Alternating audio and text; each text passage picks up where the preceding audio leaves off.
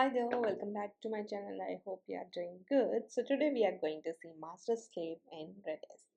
So master Redis servers is the main server where you will add, update or delete all operations you will perform. But Redis slave is a replica of master slave, but there you can just read the data from those servers. You can't update, like write basically there.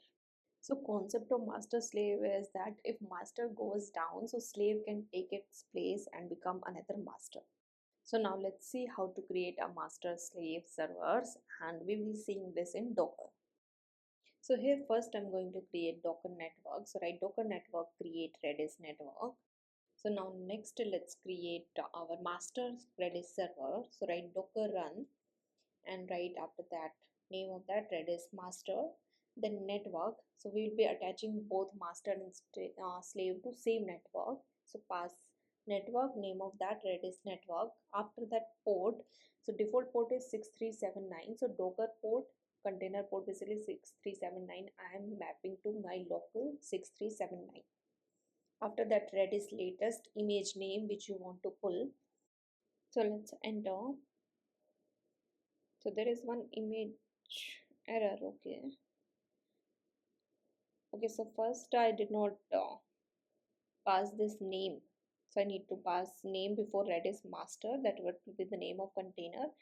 Okay, so now port, okay, hyphen p will be there. So now you can see container is created. So now run command docker container ps, and here you can see Redis latest and name of server Redis master is there. So it's created, basically one container is created for Redis master. So now let's do the same for Redis slave. So first we need to change name of that, so that will be Redis slave. Network will be same and port will be changed. So port will be like Docker container 6380 will be mapped to local 6379. So basically in my laptop locally both will be Redis master and Redis slave will be pointing to 6379 port. So after that Redis server, and then we will be passing replica of that from which server you need to sync data basically. So that will be Redis master and mention port as well. So here you can see now container is created. So run again that command. Now you can see Redis slave and Redis master both container. So now let's get into the Redis master server. So write docker execute it Redis master Redis CLI. So inside that write command info replication. So that will show you the like number of slaves, how many are connected to this particular master. So here you can see now connected slaves is 1 and role of this is master. So now let me open another terminal, and there we will be going into Redis slave server. So change name to Redis slave, and here also we will be running same command, right? Info replication. So here role, if you will see, it's of slave, and master host information you can see. So name of container you can see Redis master is there.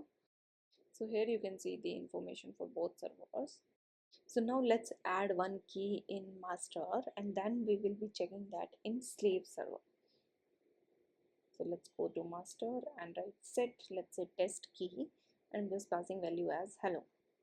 So this is in master created. Now I'm in slave. So write clear, let's say, and write get test key. So here you can see value it's printed as hello. So that's how you can set up master slave in Redis. It's very pretty simple. I hope you like this video. If you haven't done, you can comment down in the comment section.